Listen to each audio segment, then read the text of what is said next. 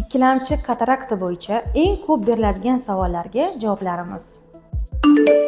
Ikkilamchi katarakta bu ko'z tabiiy gavharini sun'iy gavhar bilan almashtirish amaliyotidan keyingi orqa kapsula fibroz holati. Ikkilamchi kataraktaning belgilari ko'rish o'tkirligining yana pasayishi, ko'z o'ngida xiraliklar, tumanliklar paydo bo'lishi, bu ayniqsa yorug'likka qaraganda. Yo'q, bu xavfli kasallik emas. Aksariyat holatlarda yak lazeri yordamida bu muolaja bir necha daqiqa ichida amalga oshiriladi va og'riqsiz jarayon hisoblanadi.